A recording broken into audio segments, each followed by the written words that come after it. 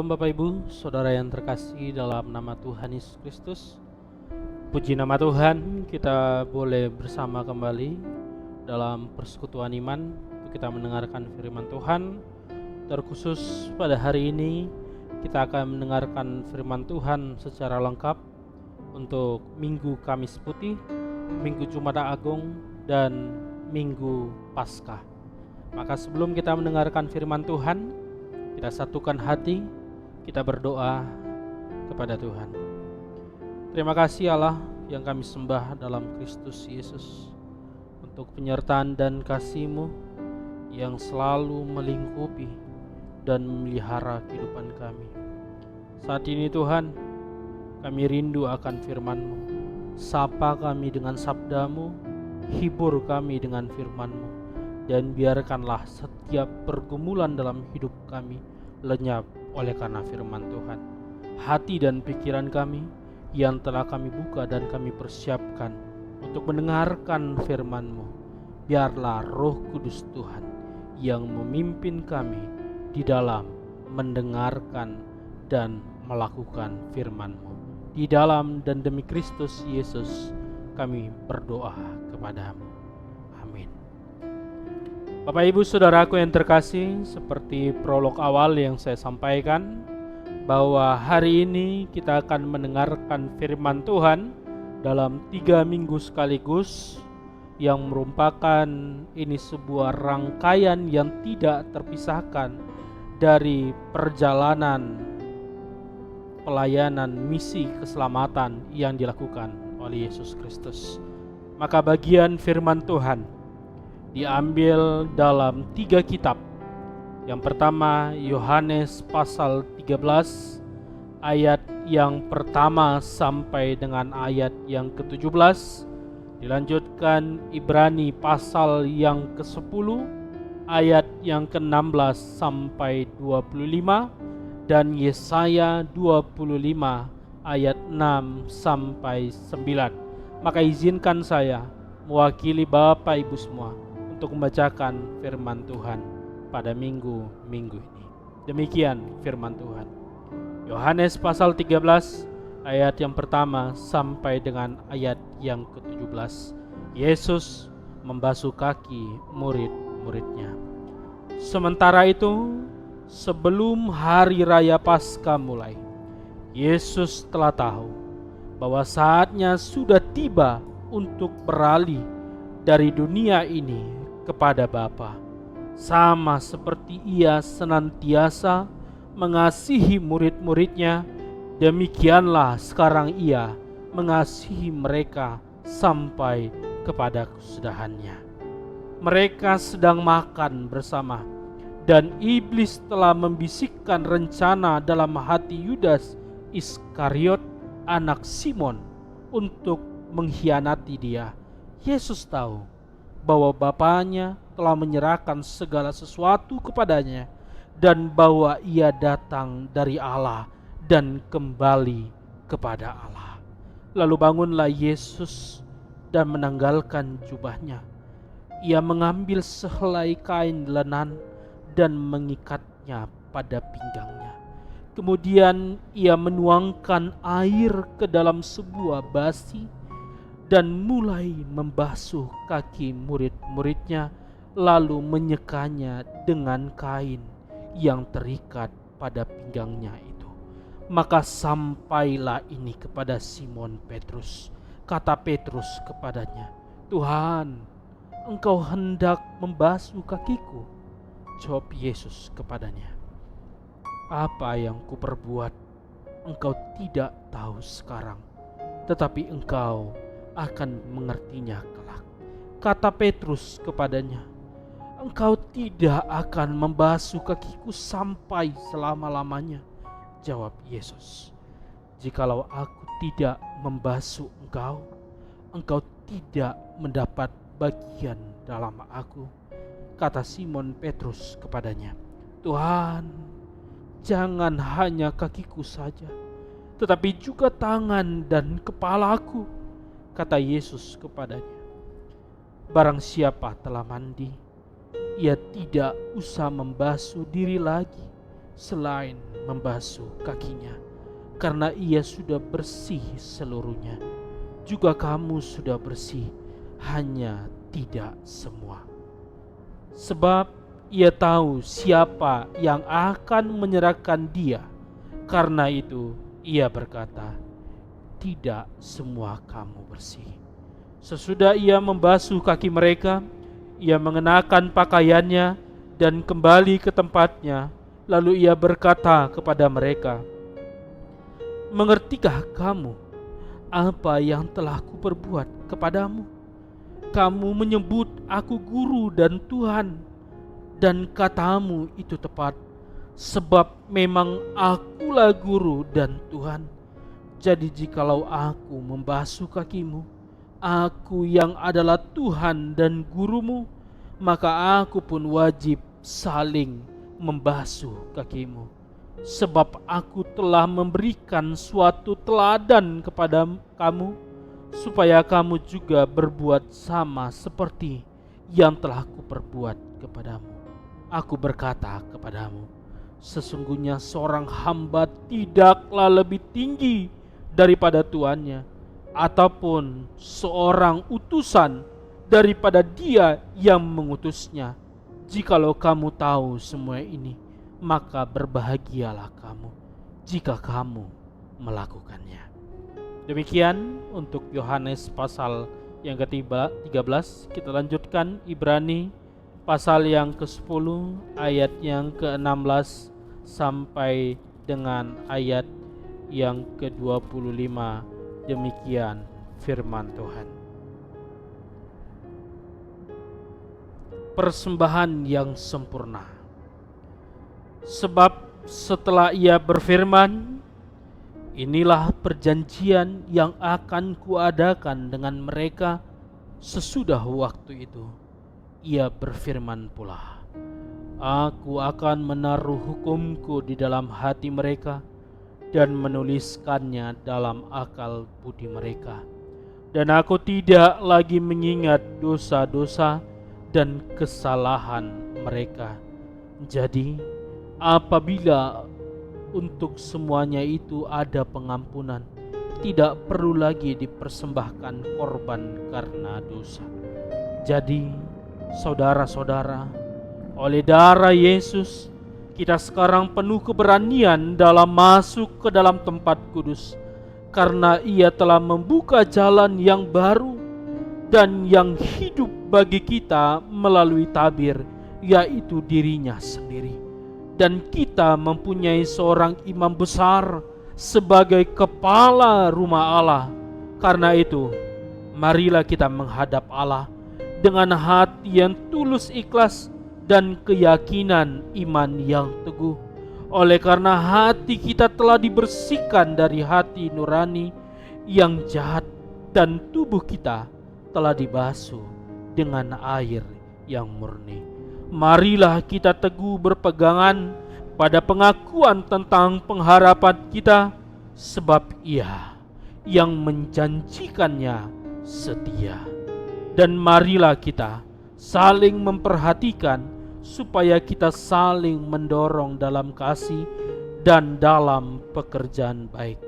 Janganlah kita menjauhkan diri dari pertemuan-pertemuan ibadah kita seperti dibiasakan oleh beberapa orang, tetapi marilah kita saling menasihati dan semakin giat melakukannya menjelang hari Tuhan yang mendekat. Kita lanjutkan dalam Yesaya pasal yang ke-25 ayat yang ke-6 sampai dengan ayat yang ke-9. Demikian firman Tuhan. Keselamatan bagi bangsa-bangsa di Sion. Tuhan semesta alam akan menyediakan di gunung Sion ini bagi segala bangsa-bangsa suatu perjamuan dengan masakan yang bergemuk, suatu perjamuan dengan anggur yang tua benar, masakan yang bergemuk dan bersumsum, anggur yang tua yang disaring endapannya. Dan di atas gunung ini Tuhan akan mengoyakkan kain perkabungan yang diselubungkan kepada segala suku bangsa, dan tudung yang ditudungkan kepada segala bangsa-bangsa. Ia akan meniadakan maut untuk seterusnya, dan Tuhan Allah akan menghapus air mata daripada segala muka, dan aib umatnya akan dijauhkannya dari seluruh bumi, sebab Tuhan telah mengatakannya. Pada waktu itu orang akan berkata, sesungguhnya inilah Allah kita yang kita nanti-nantikan supaya kita diselamatkan. Inilah Tuhan yang kita nanti-nantikan. Marilah kita bersorak-sorak dan bersukacita oleh karena keselamatan yang diadakannya.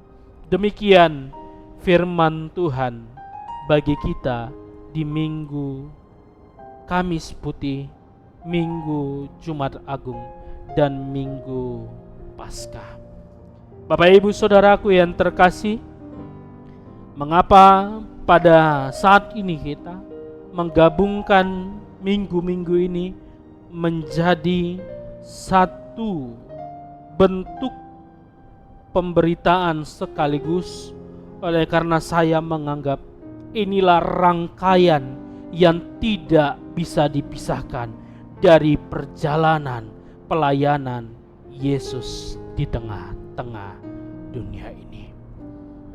Pada Minggu Palmarum kita sudah mengetahui Yesus masuk ke Yerusalem, yang artinya sudah sangat dekat waktu yang ditentukan oleh Allah untuk Yesus menyelesaikan pekerjaannya. Lalu sebelum Yesus menerima tindakan-tindakan yang seharusnya tidak dia perlu tanggung, pada Minggu Kamis Putih digambarkanlah sebagai hari memperingati perjamuan malam terakhir yang dipimpin oleh Yesus Kristus. Bapak Ibu Saudaraku yang terkasih, terang tema yang diantarkan dalam Minggu Kamis Putih adalah Yesus teladan bagi kita. Maka pertanyaan iman yang harus kita jawab di dalam hati kita masing-masing adalah, apa yang sulit untuk kita lakukan dalam mengikut Yesus? Maka akan banyak jawaban, tapi jawaban yang pasti dan benar adalah merendahkan hati.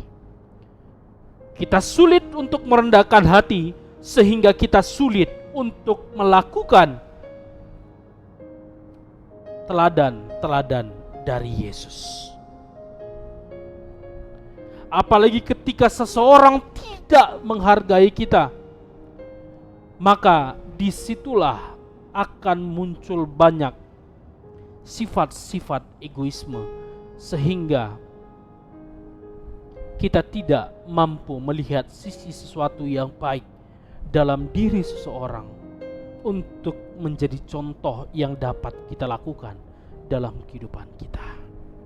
Bapak Ibu Saudaraku yang terkasih, dalam Yohanes pasal yang ke-13 ini, dalam Minggu Kamis Putih ini, Yesus memutarbalikkan konsep para muridnya, dan juga ini mungkin menjadi konsep dalam diri kita semua, tentang harga diri dan kebesaran. Melalui pembasuhan kaki yang ingin meneguhkan perkataannya dalam Matius 20 ayat 26 sampai 28. Barang siapa ingin menjadi besar di antara kamu, hendaklah ia menjadi pelayanmu. Dan barang siapa ingin menjadi terkemuka di antara kamu, hendaklah ia menjadi hambamu. Anak manusia datang bukan untuk dilayani, melainkan untuk melayani dan untuk memberikan nyawanya menjadi tebusan bagi banyak orang. Inilah yang menjadi konsep Yesus sehingga pembasuhan perjamuan terakhir itu terlaksana sebelum hari penyalibannya. Akan tetapi reaksi Petrus yang merasa jengah atau tidak merasa pantas dirinya dibasuh oleh sang guru memperlihatkan pekerjaan itu adalah sebuah pekerjaan yang rendah, yang seharusnya dan sebenarnya Yesus tidak perlu melakukan itu semua. Tapi Yesus patahkan itu semua. Di dalam dirinya Yesus katakan, Anak Manusia itu datang bukan untuk dilayani, melainkan untuk melayani, bahkan menyerahkan nyawanya menjadi tebusan bagi banyak orang. Bapak Ibu Saudara, pekerjaan yang hanya pantas dilakukan oleh seorang budak adalah pekerjaan yang Yesus lakukan, yaitu membasuh kaki para murid-muridnya. Artinya, begitu rendahnya sebuah pekerjaan itu, tapi Yesus mau mengambil bagian dalam itu untuk menunjukkan inilah pekerjaan yang harus dia tuntaskan di dalam perjalanan yang sudah dimandatkan dalam dirinya. Maka dalam Yohanes 13 ayat 12, Tuhan Yesus berkata, "Mengertikah kamu apa yang telah kuperbuat kepadamu?" Yesus pertanyakan ini kepada murid-muridnya. Oleh karena dia sebagai guru, dia sebagai Tuhan yang mereka maknai, Yesus tanyakan ini, "Mengertikah kalian untuk apa yang dilakukan ini?" Sehingga tidak serta-merta mereka para murid menganggap Yesus guru dan Tuhan, memberi gelar kepada Yesus guru dan Tuhan, bukan untuk menunjukkan sebuah kekuasaan duniawi yang dapat dipakai untuk memerintahkan dan merasa berhak memperoleh perhatian ataupun pujian dari orang lain. Tetapi gelar yang diberikan oleh para murid seharusnya dimaknai sebagai suatu gelar untuk mengungkapkan tindakan perendahan diri yang tersedia untuk melayani satu dengan yang lain, walaupun yang dilayani ternyata tidak memberi penghargaan sebagaimana yang diharapkan, bahkan mereka kemudian justru mengkhianati sang guru yang mereka beri gelar. Bapak Ibu Saudaraku, bagi Yesus harga diri dan kebesaran seseorang lebih terkait erat pada kemampuannya untuk bersikap rendah hati di hadapan Tuhan dan sesamanya. Jadi aktualisasi diri terjadi ketika kita mampu untuk melayani dengan sungguh-sungguh, tanpa iming-iming atau embel-embel ambisi yang mengejar sebuah prestasi atau penghargaan diri. Oleh karena jikalau prestasi dan penghargaan diri menjadi sebuah tolak ukur dalam kita melayani, maka sesungguhnya itulah yang akan membuat kita sulit meneladani Yesus dalam setiap pelayanan kita. Sehingga Yesus katakan dalam Yohanes 13 ayat 13 sampai 15, "Kamu menyebut aku guru dan Tuhan, dan katamu itu tepat. Sebab memang akulah guru dan Tuhan. Jadi jikalau aku membasuh kakimu, aku yang adalah Tuhan dan gurumu, maka kamu pun wajib saling membasuh kakimu. Sebab aku telah memberi suatu teladan kepada kamu, supaya kamu juga berbuat sama seperti yang telah kuperbuat kepadamu." Artinya, Yesus mewajibkan kepada kita semua untuk melakukan apa yang telah diteladankannya, dan ini bersifat wajib, tidak tawar-menawar, dan harus dilakukan.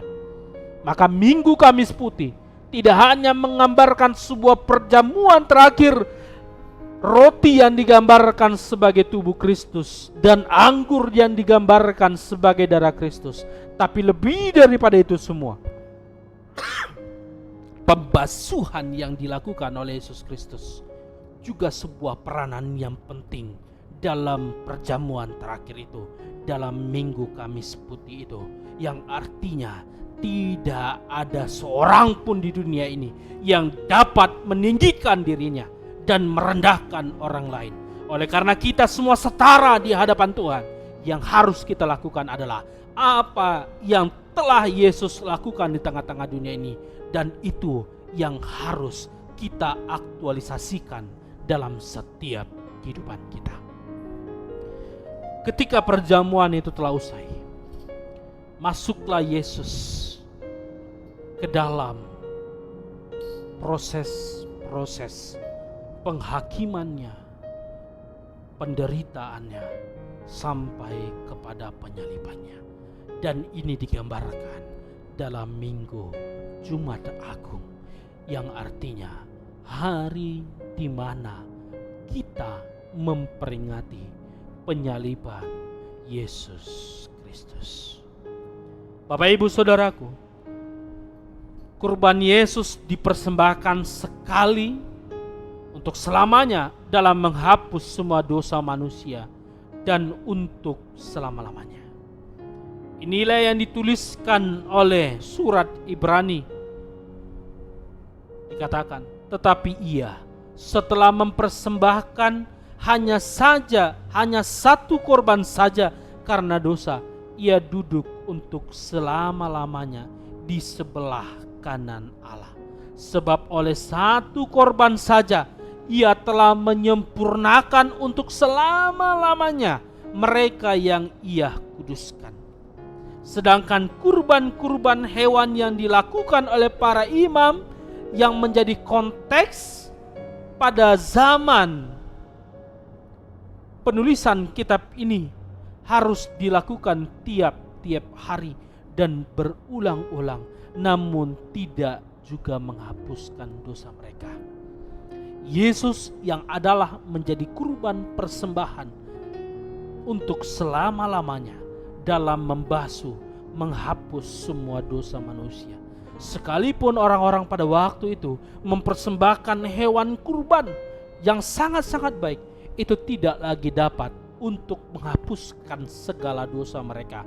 Oleh karena sudah ada Yesus Kristus yang menjadi korban satu untuk semua dan untuk selama-lamanya.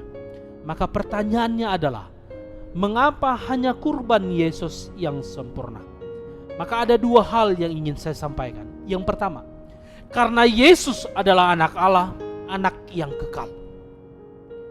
Sebagai anak Allah, Yesus menunjukkan ketaatannya kepada Bapanya melalui ketabahannya untuk menderita bahkan mati di salib sebagai kurban penghapusan dosa. Bapak Ibu Saudaraku, Yesus juga merasakan yang kita rasakan. Dia juga rasakan ketakutan. Dia juga merasakan kesedihan. Dia juga merasakan kesakitan. Tapi lebih daripada itu, dia mengingat ada sebuah pekerjaan yang harus dia tuntaskan dalam dirinya. Dan itulah sebagai bentuk ketaatannya kepada Bapa melalui ketabahan dan kesabarannya. Yesus sebagai anak Allah, dia sebenarnya lebih tinggi dari nabi-nabi yang ada dalam perjanjian lama. Bahkan dia pun lebih tinggi dari malaikat ataupun Musa itu sendiri. Oleh karena Yesus yang adalah Allah itu, yang kita kenal dalam Allah Trinitas, tapi dia mau melakukan tugas itu sampai akhir. Dia mau taat kepada Bapa untuk menjadi kurban penghapusan dosa. Yang kedua, karena Yesus adalah imam agung yang lebih tinggi daripada imam-imam dalam perjanjian lama ataupun imam-imam dalam dunia kita saat ini. dengan perantaran Yesus, orang yang percaya kepada Yesus akan dibebaskan dari dosa dan ketakutan, bahkan kematian. Yesus yang adalah sebagai Imam Agung memberikan kepada manusia sebuah keselamatan sejati yang tidak bisa diberikan oleh imam-imam dunia ini. Baik itu pun dalam bentuk upacara-upacara persembahan kurban ataupun upacara-upacara yang dilakukan oleh orang-orang ataupun agama-agama Yahudi. Upacara-upacara yang mereka lakukan itu hanya dapat memberikan gambaran dalam keselamatan sejati itu saja, tidak lebih dari itu semua. Tapi Yesus adalah kurban yang sempurna,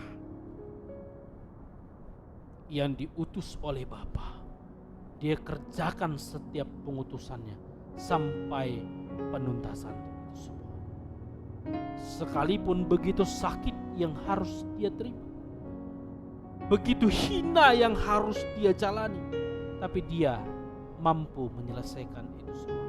Oleh karena itu, tidak ada kurban dalam dunia ini lagi, tidak ada kurban persembahan dalam dunia ini lagi yang dapat menghapuskan dosa-dosa manusia selain daripada kurban Yesus itu sendiri. Ketika Yesus disalibkan, Yesus juga memberitakan, dan sebelum dalam penyalibannya, dalam perjalanan-perjalanan yang lalu, Yesus sebenarnya sudah memberitakan bahwa ketika dia disalibkan, dia akan mati. Lalu pada hari yang ketiga, dia akan bangkit dari kematiannya. Dan itulah yang digambarkan dalam Minggu Paskah, yang artinya kita memperingati hari kebangkitan Yesus Kristus. Bapak Ibu Saudaraku yang terkasih, dalam Yesaya pasal yang ke-25 yang kita dengarkan tadi, perikop ini memberikan sebuah penggambaran pemerintahan Allah akan semesta alam ini. Allah yang berkuasa atas semua penguasa yang digambarkan dalam Yesaya ini, yang ada di Gunung Sion itu, yang dimana ternyata yang miskin dan lemah itu berasal dari segala bangsa. Mereka akan menikmati perjamuan yang layak untuk kaum raja yang tadinya menindas mereka. Bahkan dalam Wahyu pasal 21 ayat 24 dan 26 dikatakan bahwa segala kekayaan bangsa-bangsa akan dinikmati oleh umat Allah. Lebih dari itu, Dia akan menyediakan maut yang menjadi kain perkabungan dan tudung atas segala bangsa. Dengan demikian tidak ada lagi air mata dan aib. Aib yang dimaksud di sini adalah kegagalan bangsa Israel untuk hidup sebagai umat pilihan Allah yang dinyatakan dalam hukum Allah atas Israel. Maka apa respon umat yang digambarkan dalam Yesaya pasal 25? Disampaikan dalam ayat yang ke-9. Sebuah respon yang sungguh luar biasa. Mereka diminta untuk bersorak-sorak dan bersukacita, bahkan untuk memuji Tuhan. Inilah penggambaran yang mau diberikan oleh Nabi Yesaya untuk sebuah penuntasan akhir yang dikerjakan Yesus akan setiap ucapan-ucapannya. Dia akan bangkit, dan seharusnya respon dari setiap umat adalah bersorak dan bersukacita. Saudara-saudariku yang terkasih dalam Kristus Yesus, Inilah momen-momen yang tak kalah pentingnya di dalam iman Kristen kita, bahwa peran misi keselamatan yang dikerjakan dalam hidup dan pribadi Yesus Kristus merupakan tanda-tanda kemenangan iman setiap orang percaya. Ada banyak objek yang terkandung dalam perjalanan iman, perjalanan misi keselamatan ini.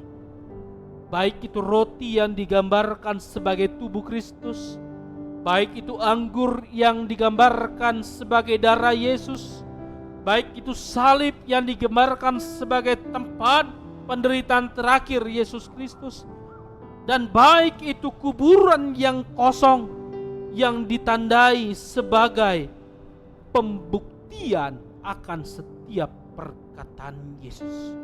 Tapi secara utama dalam karya keselamatan ini, saliblah yang menjadi penanda utama bahwa pada momen-momen ini semua belenggu dosa telah dibayar lunas oleh darah Yesus. Inilah yang menjadi tugas dan tanggung jawab beban iman Kristen kita, untuk kita memberitakan salib Kristus di tengah-tengah dunia ataupun di tengah-tengah kehidupan kita.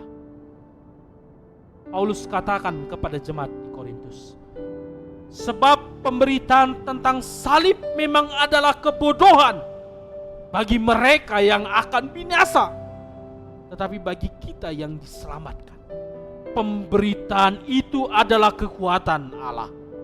Saudaraku yang terkasih, Yesus adalah teladan iman setiap orang percaya yang telah membuka jalan yang baru dalam hidup kita, dan yang sudah memberikan hidup yang baru dalam hidup kita yang lama melalui kematiannya di kayu salib.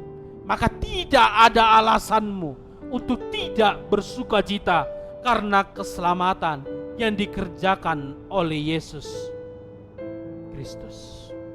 Itu artinya sebesar apapun beban penderitaan yang saat ini kita pikul, kita rasakan, hari ini firman Tuhan katakan, lebih dari itu semua, Yesus yang engkau percayai, Yesus yang engkau puji, Yesus yang engkau sembah, Yesus yang ada teladan dalam hidupmu, Dia telah memikul dan menunjukkan bahwa tidak ada yang terlalu berat yang dapat melemahkan hidup setiap orang percaya selama kita berjalan bersamanya. Salib Kristus lebih daripada sebuah objek yang ada ataupun yang dapat kita saksikan. Akan tetapi salib itu adalah di dalam batin setiap orang percaya. Bagaimana cara membuktikan salib itu ada? Jawabannya hanya satu. Lihat akhir kehidupanmu. Apakah engkau memilih Yesus sampai akhir hidupmu, atau menjual salibmu hanya untuk kenikmatan dunia ini?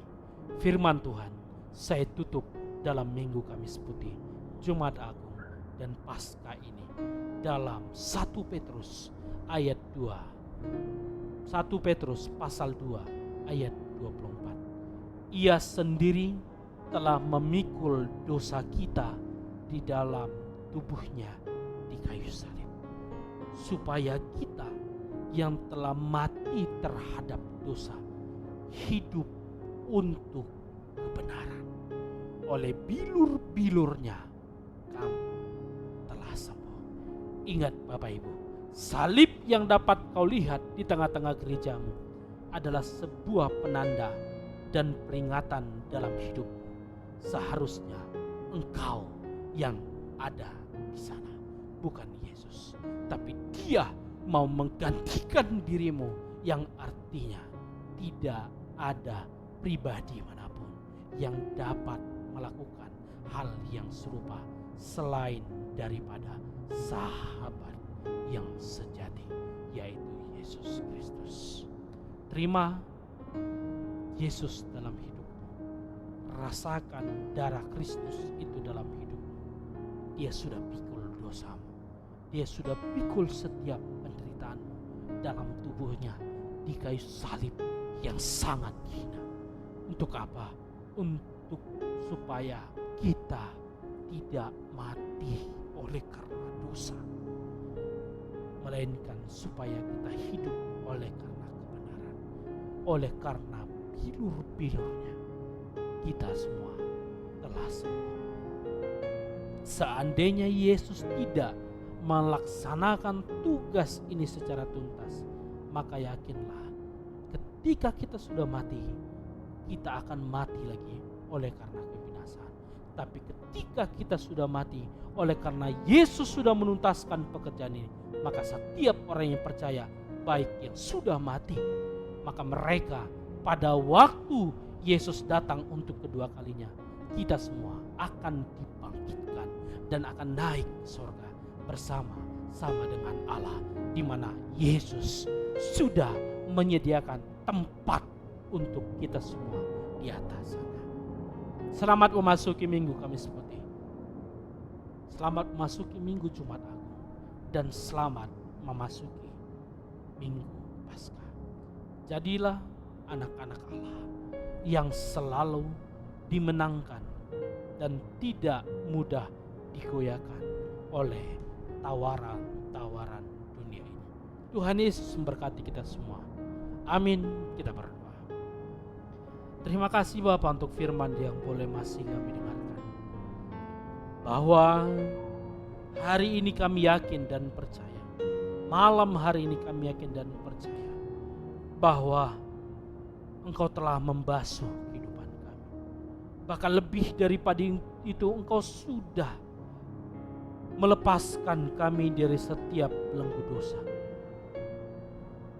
Maka ajarkan kami Tuhan, mengingat setiap perkataan bahwa pada akhirnya Tuhan akan mengalahkan kuasa maut, bangkit pada hari yang ketiga sebagai bukti setiap perkataan. Ajar kami bersorak, ajar kami bersukacita, ajar kami lebih lagi dalam memuji Tuhan. Oleh karena ketika Yesus tidak menjadi kurban untuk selamanya itu, maka sampai hari ini hidup kami akan terus mengalami penderitaan. Hidup kami akan terus dibayang-bayangi oleh dosa-dosa. Tapi oleh karena pekerjaan itu telah dituntaskan dalam diri Yesus Kristus, maka sukacita yang boleh kami rasakan. Ajar kami Tuhan untuk meladani Yesus. Oleh karena Dia telah memberikan kami hidup yang baru dan membuka jalan dalam hidup kami. Terima kasih Bapak. Diberkati jemaat-Mu yang malam hari ini masuk ke dalam peribadahan Kamis Putih, dan esok hari masuk dalam peringatan Jumat Agung, dan pada hari Minggu masuk dalam memperingati Paskah. Biarkanlah momen-momen ini dapat begitu kami resapi Tuhan, sehingga dalam perjalanan misi keselamatan yang Engkau kerjakan, kami tahu bahwa tidak gampang untuk dapat kami lakukan jikalau kami berada dalam posisi Tuhan. Terima kasih Bapa. Berkati semua jemaat Tuhan dalam setiap kehidupan mereka. Berkat Tuhan mengalir dari sorga. Tuhan melimpahkan setiap karunia, kemurahan, berkat untuk setiap anak-anak Tuhan.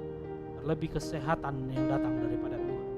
Kami juga mengucap syukur Tuhan untuk persekutuan iman ini yang masih boleh tetap kami laksanakan.